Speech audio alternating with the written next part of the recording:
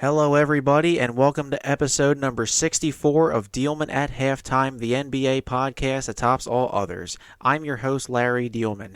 If you're joining us for the first time, welcome aboard, and if you've been a loyal listener, welcome back. We have much to get to today and not a lot of time to do it. We have 5 sections that we'll get into: a general overview of the NBA this week, and our usual highlight, lowlight, random stat, and game of the week.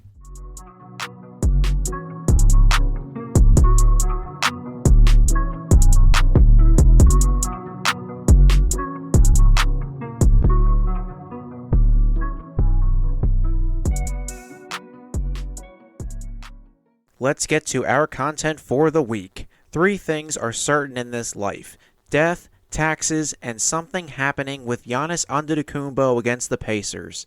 Back in December 2023, Antetokounmpo, the Milwaukee Bucks superstar, was irate when a Pacers staff member inadvertently took his game ball and Antetokounmpo went frantically searching for it. Then you have whatever happened on Tuesday night. The Pacers eliminated the Bucks in Game 5. As the game ended, Antetokounmpo was confronted by the father of Pacers guard Tyrese Halliburton, John. John was waving a towel at Antetokounmpo and shouting curse words. The two were immediately pulled away by players and security. Antetokounmpo and Mr. Halliburton talked afterward and smoothed things over. Tyrese said he talked to his dad too. Antetokounmpo and Benedict Mathurin also started trouble when the two embraced one another. Words were said, Antetokounmpo had an arm around Mathurin's neck, and players separated them. You can't be doing stupid stuff like this no matter if you're on the winning side or losing side. Hopefully, everyone takes it easy going into the conference semifinals. It's officially the end of an era. The San Antonio Spurs announced on Friday that Greg Popovich is no longer the head coach of the team. The 76-year-old will transition into the front office as the president of basketball operations. Interim head coach Mitch Johnson is being promoted to head coach. Popovich named himself head coach in December 1996, yes, you heard that correctly, and hasn't looked back since.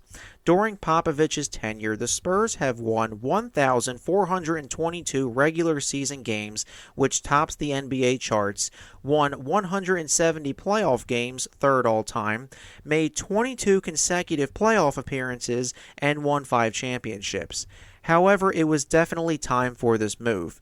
Popovich had a mild stroke back in November, and he fainted at a restaurant last month. Hopefully, he stays in good health as he finishes out the remainder of his career. Greg Popovich is arguably the biggest name in San Antonio sports history and one of the biggest in both NBA and overall sports history.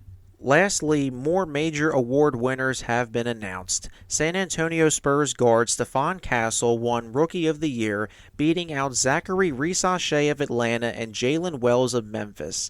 Atlanta Hawks guard Dyson Daniels, a runner-up for Defensive Player of the Year, took Most Improved Player honors.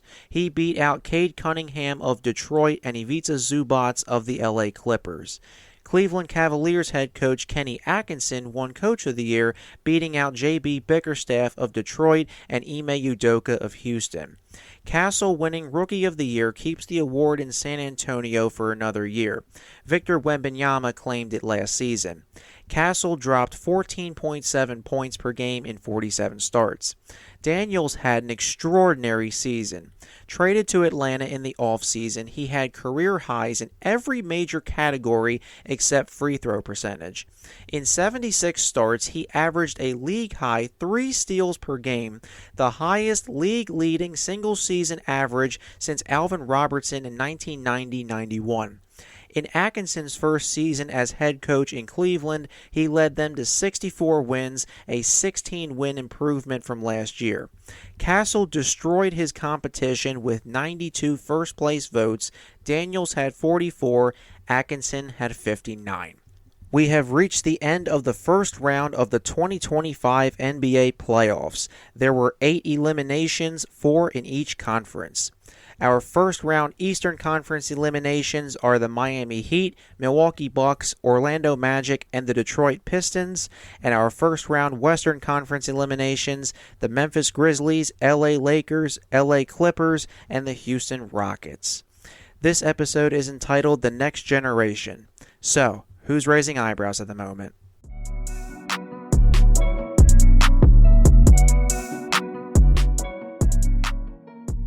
Let's go to our highlight, the Oklahoma City Thunder.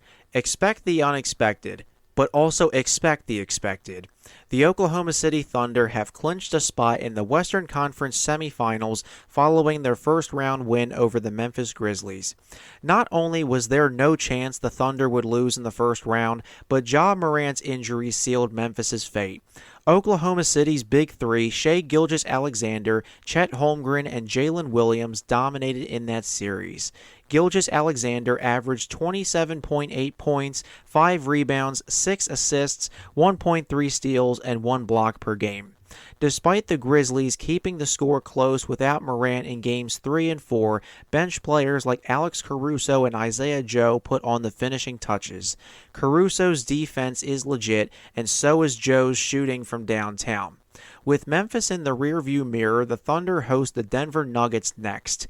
This series should be off the charts. The top 2 MVP candidates, Shai Gilgeous-Alexander and Denver's Nikola Jokic, will be on display. What will make this matchup interesting is that the Thunder haven't played since Saturday, April 26th because they swept Memphis. Denver is coming off a Game 7 blowout over the LA Clippers on Saturday. 9 days of rest versus 2. Nice. Game 1 of this Western Conference Semifinals series starts in Oklahoma City tonight, Monday, May 5th at 9:30 p.m.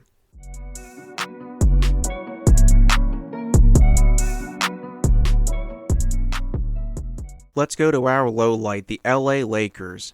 I hope you didn't bet on the Lakers-Timberwolves series, especially LA, because we have an upset. The number 3 LA Lakers were the victim of a first-round gentleman's sweep, 5 games, to the number 6 Minnesota Timberwolves.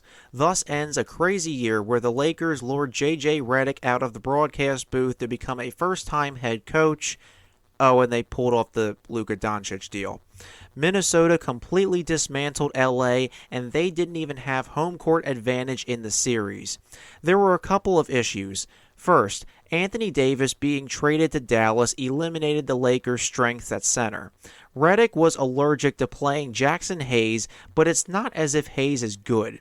Minnesota's Rudy Gobert, who was invisible in the first 4 games of the series, ate the Lakers for breakfast, lunch, and dinner in Game 5 to the tune of 27 points and 24 rebounds.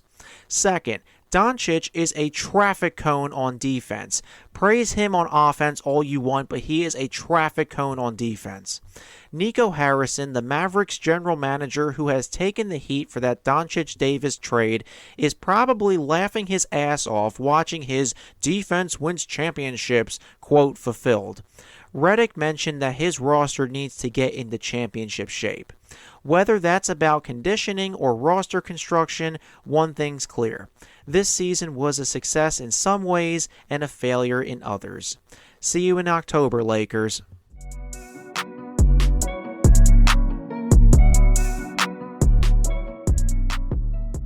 Let's head over to our random stat. The postseason brings out the best in some players, others not so much. LA Clippers guard James Harden is in the latter thanks to a Game 7 loss to the Denver Nuggets on Saturday. Harden has now lost 4 Game 7s in 4 different uniforms. The Houston Rockets in 2018, the Brooklyn Nets in 2021, the Philadelphia 76ers in 2023, and now the Clippers. The story, although with the same outcome, has happened in differing ways. The Houston loss was the infamous game when the Rockets missed 27 consecutive threes against the Kevin Durant Warriors. Harden had a hamstring injury in Brooklyn, but he returned just as the Nets had a chance to down the eventual champion Milwaukee Bucks. That is, if Durant's big toe wasn't on the three-point line at the end of regulation.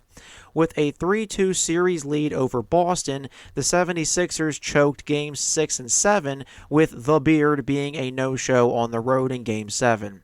He had 9 points on 3 of 11 shooting. Finally, on Saturday, Harden had 13 assists, with only 7 points on 2 of 8 shooting. and this was after a 28-point performance 2 days earlier. Harden's Game 7 numbers don't look too bad on paper, but the context behind them and the fact that he shot less than 30% in his last 4 Game 7s, including another Rockets Game 7, not the one with the 27 triples, tells you all you need to know.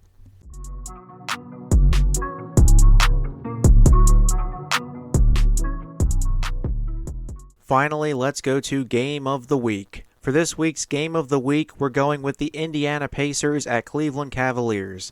This game is tomorrow, Tuesday, May 6th at 7 o'clock, and it's Game 2 of this Eastern Conference Semifinals series.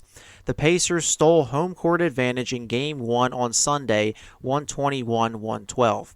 Both teams are here after a quick cleanup of their first-round opponents. Cleveland destroyed Miami in 4 games, and Indiana dominated Milwaukee in 5. Cleveland-Indiana is going to be a fun series. The Cavaliers have been hot all year, and the Pacers are one of the better offensive teams in the league. But what about the storylines? The Cavaliers are looking for their first Eastern Conference Finals berth since 2018, the last season during LeBron James' second stint. Meanwhile, the Pacers are aiming for their second consecutive Eastern Conference Finals appearance.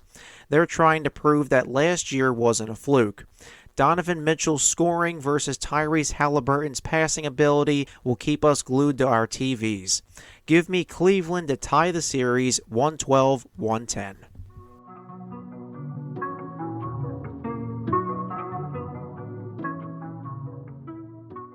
Well, that's all the time we have for today. If you haven't already, make sure to follow me on social media. I have 2 X or Twitter accounts and 2 Instagram accounts. The podcast accounts are under @Diehlman_NBA for both X and Instagram. My personal X account is @LarryDiehlman18, and my personal Instagram is @Mr_Sports18.